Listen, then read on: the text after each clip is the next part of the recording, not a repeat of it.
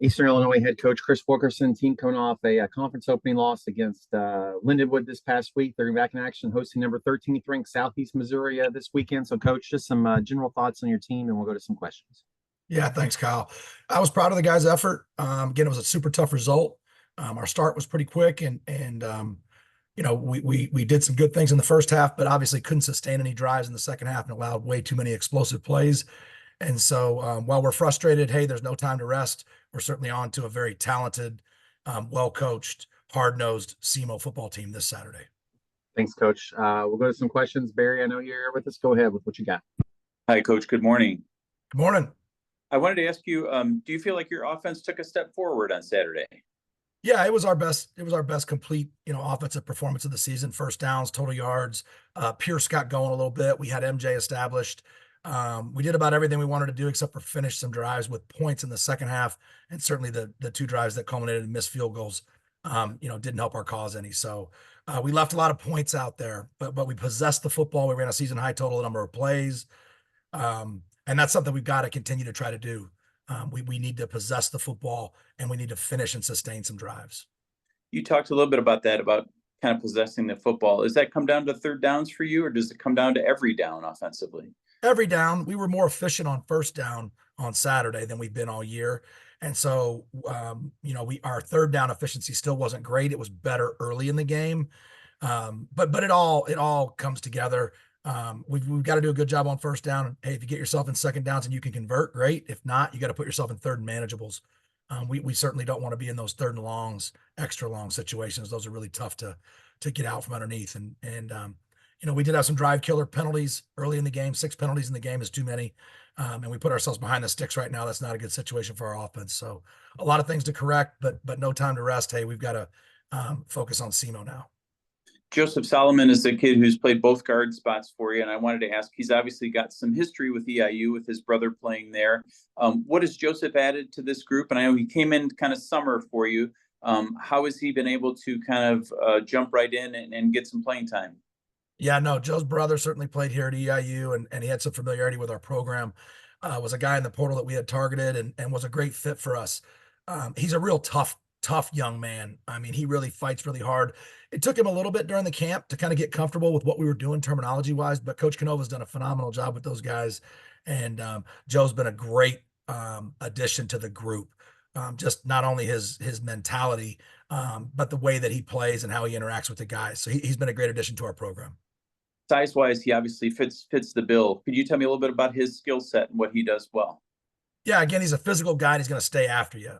He's got the right demeanor for an offensive lineman. He's a guy that is going to continue to, try to keep guys covered up. Hey, every once in a while, his aggression will put him in a tough situation where he gets transitioned off of blocks.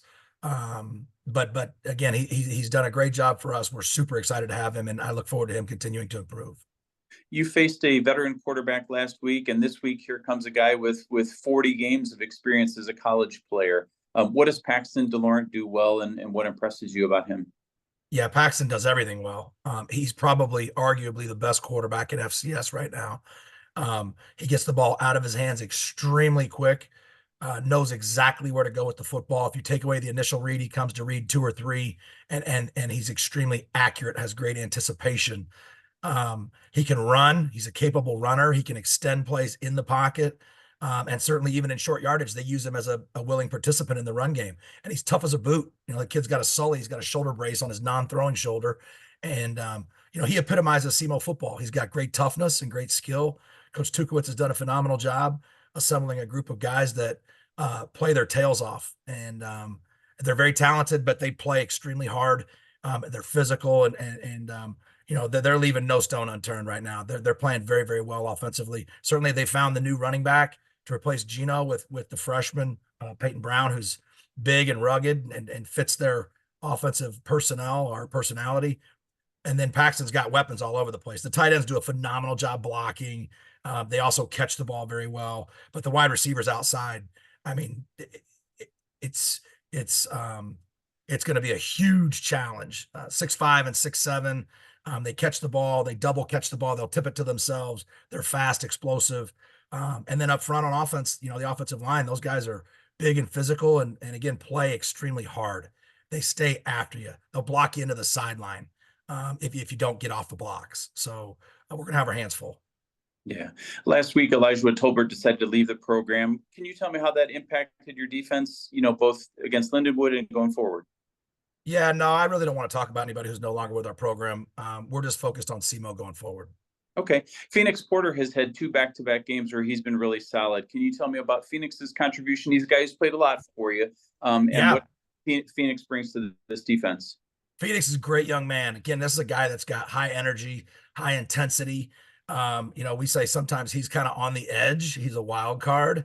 And so the only thing he has to continue to work on is making sure he keeps his emotions in check. But as far as a program guy, this is a guy that's paid his dues, has never been afraid to compete, has earned everything that he's ever gotten. That's a guy that I would take in my foxhole and line up and go to battle with every single Saturday. So I'm super excited about Phoenix and continuing to watch him develop.